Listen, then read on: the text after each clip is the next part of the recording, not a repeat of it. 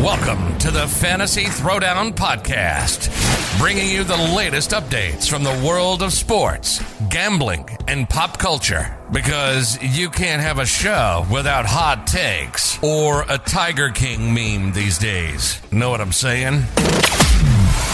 Now, with over 200 episodes and ready to get after it again, here's your host, Dwayne Callender.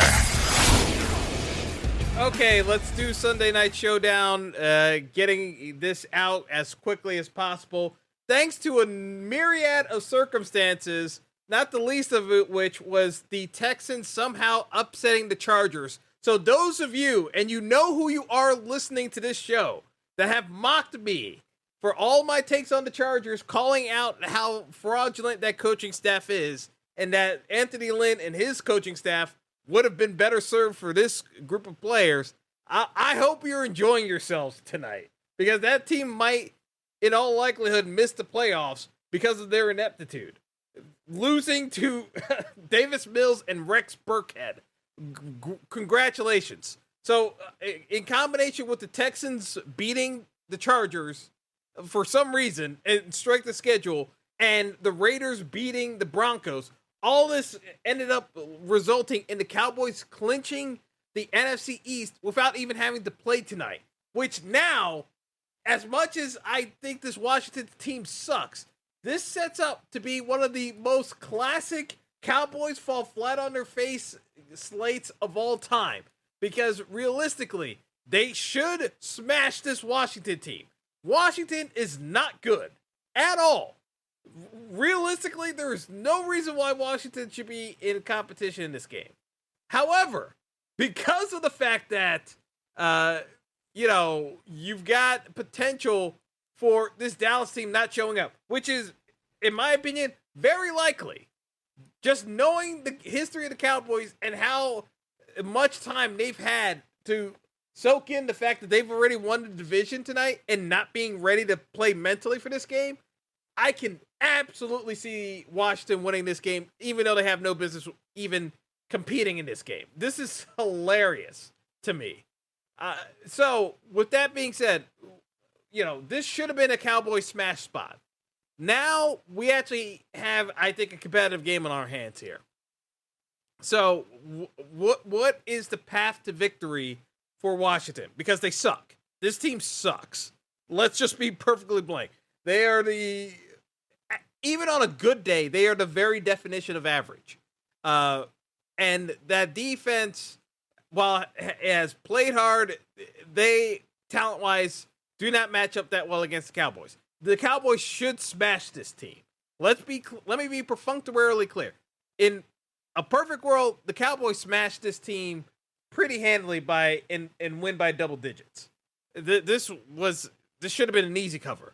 Now, I actually think just because we get into the mental factor of sports, just knowing that they've clinched, it just writes itself that they let the foot off the gas pedal to start this game, and then they can't get back into proper sync, and they're scrambling. So maybe they win this game, but I have a hard time seeing the Cowboys covering by double digits now.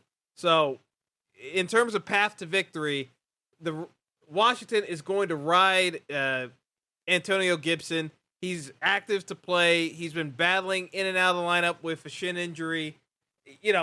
This is a very risky play because Antonio Gibson can go out at any moment. Let me be perfectly clear. Gibson can go down at any moment.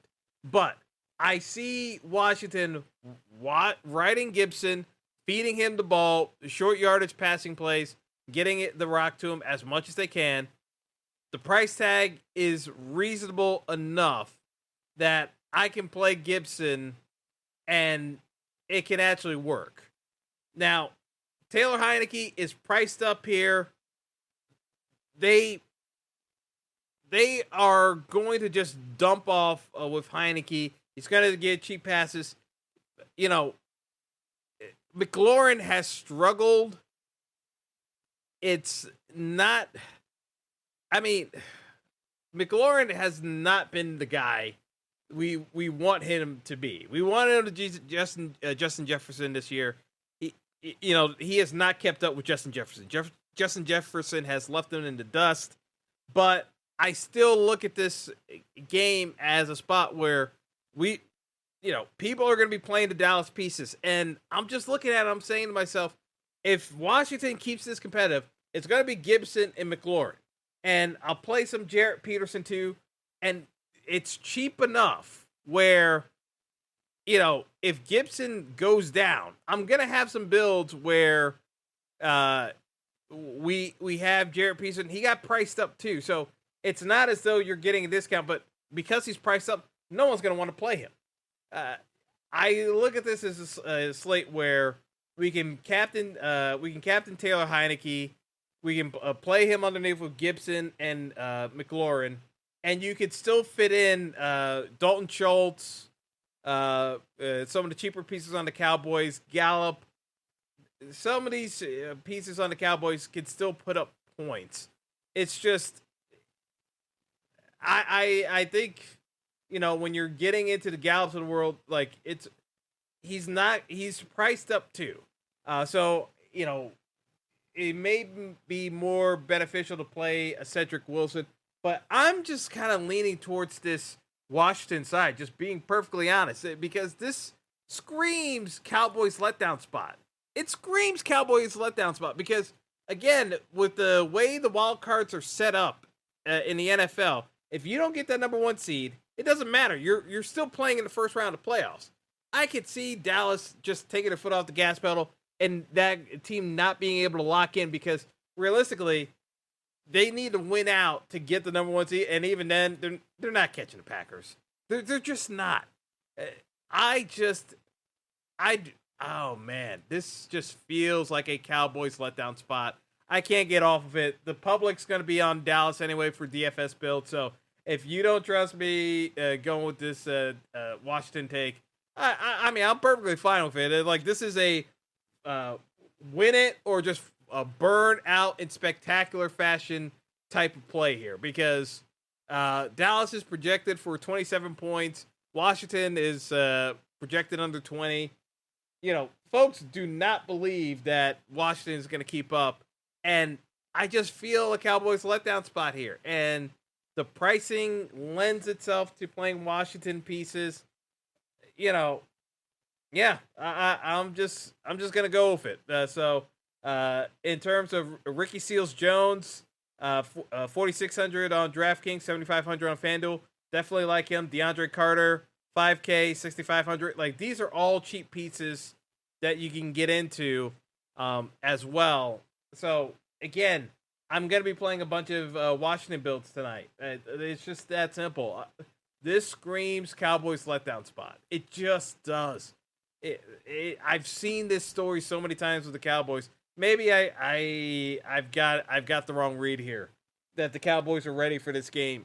But, man, it's like Mike McCarthy coaching this team. I could see them tuning out quickly and popping champagne bottles tonight and thinking about how they're partying. Man, this is such a classic Cowboys letdown spot. I can't get off of it. I'm taking the Washington side. I know I'm reversing course from what I talked about earlier today, but no one saw these scenarios happening where the Cowboys would actually clinch the division before the game happened. We thought they were going to have to just win the game tonight just to clinch the division. That's what made sense for this spot. The Cowboys win the division with a win.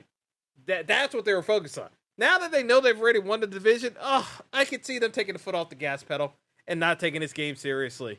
It just writes itself. So, again, folks, if you don't want to buy into the narrative and just... Because, again, I'll tell you, Washington is not good. But we've seen this Cowboys team tune out and just drop games that they have no business dropping. This seems like the perfect spot for playing Washington. And I may even play Washington defense just looking at... Because this feels like the Broncos game. The Broncos game that no one could understand, where Dallas just gets absolutely steamrolled at home. I'm telling you, this feels eerily reminiscent of the Broncos game. I'm just letting you know they can run it with Gibson. The defense get involved. couple of little pass plays here and there, carve up that Dallas secondary that's going to be very aggressive and carve them up with possession receivers. I'm leaning Washington side. If it burns me, it burns me. But it is what it is. I just feel the Cowboys letdown spot coming on. It's just this was not the way I planned for this showdown slate to go. But the Cowboys getting the news that they've clinched the division already, man, I could see this going to their heads in the worst way possible. So give me Washington to win outright. I'm just going to take them on the money line for a bet to, as ridiculous as it sounds. This seems such a letdown spot for the Cowboys. Like I said, I could look like an idiot by the end of the night. Wouldn't be the first time, but this just feels like a classic Cowboys letdown spot. I'm taking Washington to cover as a dog, and I'll probably throw in a bet or two on the money line now, just knowing this scenario that went down. The Cowboys already clinching. So that's all I got, folks. Gave out some plays. I'm on the Washington side. Best of luck tonight. We'll see how it works out. And until next time, have a good one. Thanks for listening to the Fantasy Throwdown Podcast. Be sure to like and subscribe to the show on Apple Podcasts, Google Podcasts, and all other major outlets.